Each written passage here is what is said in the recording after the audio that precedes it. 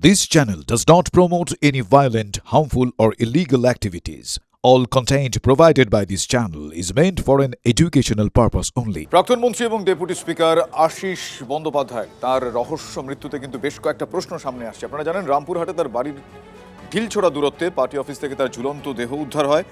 তিনি কি অপমানেই আত্মঘাতী হয়েছেন, এই প্রশ্নটাও কিন্তু উঠছে। ছাত্রাবস্থা থেকেই রাজনীতিতে কোনোদিন কোনো দুর্নীতিতে যুক্ত হয়নি, কিন্তু যেভাবে অপমান করা হচ্ছে তাতে মনে হচ্ছে রাজনীতিতে আসাই ভুল ছিল।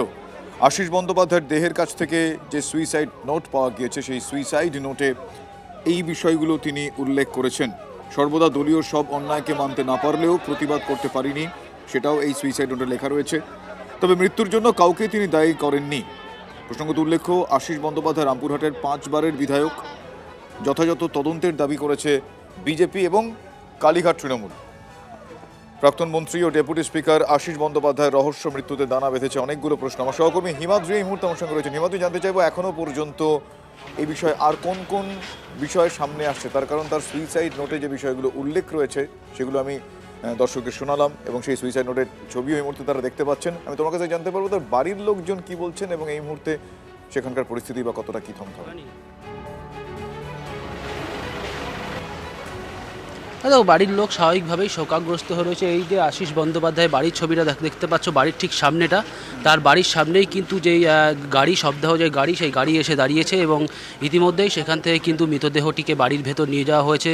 পরিবারের লোকজন সেখানে রয়েছে এবং পাড়া আশেপাশে প্রতিবেশীরাও কিন্তু তারাও কিন্তু এসছেন, কারণ আশিস বন্দ্যোপাধ্যায়কে শেষবারের মতো একবার দেখার জন্য তারা কিন্তু বাড়ির ভেতরে যেমন প্রচুর পরিমাণে সাধারণ মানুষ তারা ভিড় করেছেন, পাড়ার লোক, প্রতিবেশী, রামপুরহাট শহরের লোক তারা কিন্তু এসে উপস্থিত হয়েছেন, ঠিক পাশাপাশি বাড়ির লোকও তারা কিন্তু রয়েছেন। কিন্তু এই যে আশিস বন্দ্যোপাধ্যায়ের এইভাবে চলে যাওয়াটা, সেটা কিন্তু স্বাভাবিকভাবে কেউই মেনে নিতে পারছেন না। কারণ আশিস বন্দ্যোপাধ্যায় অনেকের কাছে একজন শিক্ষক, অনেকের কাছে রাজনৈতিক রাজনৈতিক নেতাদের কাছে রাজনৈতিক শিক্ষাগুরু। অনুব্রত মণ্ডলও যেমন একটু আগে বললেন তিনি আমার অভিভাবক, সেই রকম কিন্তু আশিস বন্দ্যোপাধ্যায় কিন্তু সকলের মনে রয়েছে, এমনটাই কিন্তু তাদের বক্তব্য। এর ফলেই কিন্তু তারা স্বাভাবিকভাবে মেনে নিতে পারছেন না যে আশিস বন্দ্যোপাধ্যায় যে এই লোকটি কাল অবধি এখানে ছিল, সেই লোকটি এখন তাদের হলো না কেন সে বিষয়ে বাড়ির লোকজন কিছু কি বলেছেন?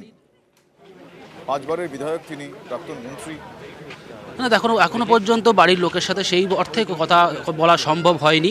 তার বাড়ির ভেতরে কিন্তু এই মুহূর্তে যে ক্রিয়াকর্ম, সেই সমস্ত কিন্তু এই মুহূর্তে সেই প্রক্রিয়া চলছে। অনুব্রত মণ্ডল তারাও কিন্তু এখানে ওয়েট করছেন, বসে রয়েছেন। অনুব্রত মণ্ডল তারা প্রত্যেকে এখানে ওয়েট করছেন, কারণ আর কিছুক্ষণ পর বাড়ির যে ফর্মালিটি সেটা পূরণ করার পর সেই দেহ কিন্তু আবার এখানে নিয়ে আসে।